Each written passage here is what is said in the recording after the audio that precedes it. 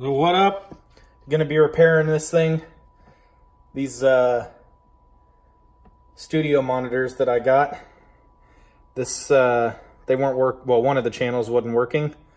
So I took it apart and take a look, and sure enough, the whole ass is blown out of one of these capacitors. So I went down to my friendly old Radio Shack, and well, guess what? Radio Shack ain't what it used to be. They didn't have anywhere near what I needed. So I just picked up a couple of random capacitors that have enough voltage that they shouldn't immediately blow up when I plug them in.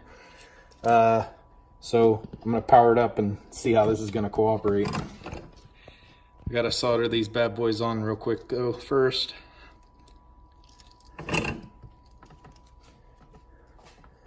So we're going to video it and we're going to see if one of two things is going to happen. Either I'm going to fix it, or we're going to have a spectacular failure of a capacitor. I'm hoping that these are high enough rated. They're almost double the voltage.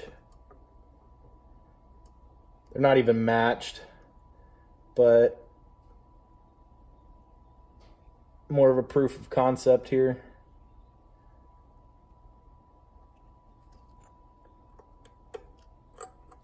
All right.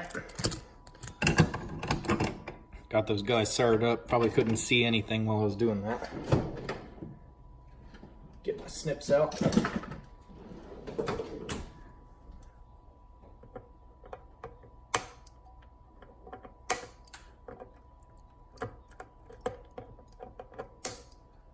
Trim my leads. All right. Well, I'm just going to plug it in and turn it on. Make sure nothing's touching in here that isn't supposed to be.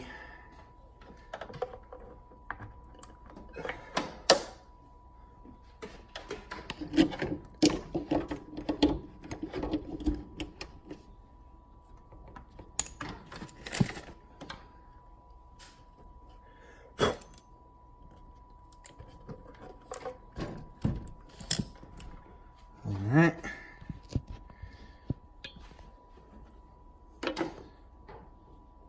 So the caps that I replaced are right here. So if anything crazy is going to happen, that's where it's going to happen. So here we go. Safety squints engaged.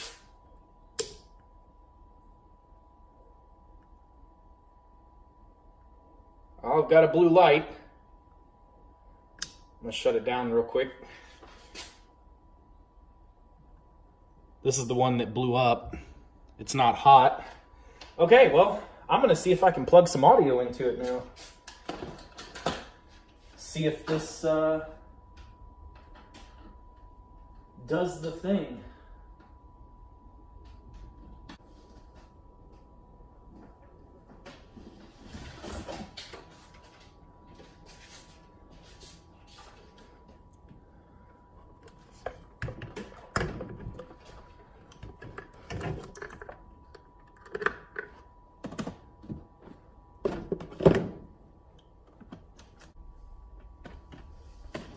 Pull up some non-copyrighted music here.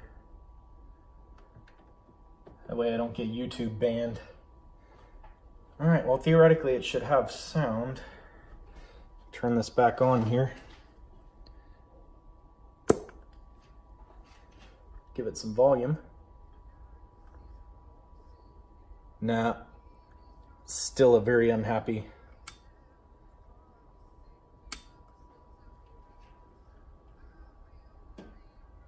That's about what it was doing last time. So that means we've got more dead than just a capacitor, unfortunately.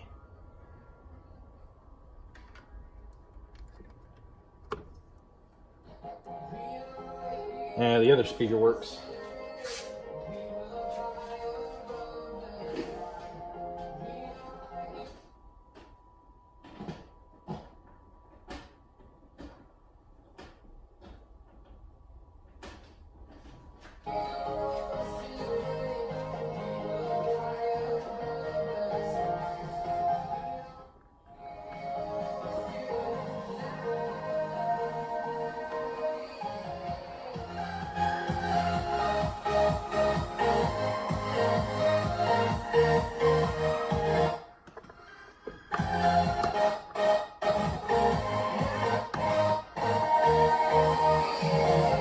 Well, it didn't spectacularly fail, but we definitely have another component issue.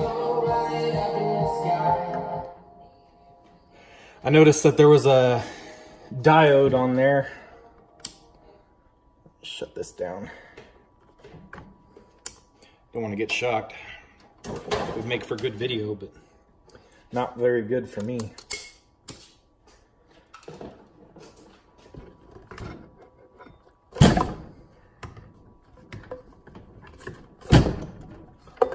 So the capacitor that died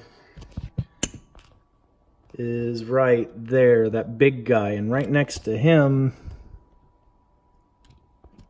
there's a little diode, and it almost looked like it had a hole in it. So I might have to go and grab one of those, the Z1. So it's probably like it looks like just a normal diode.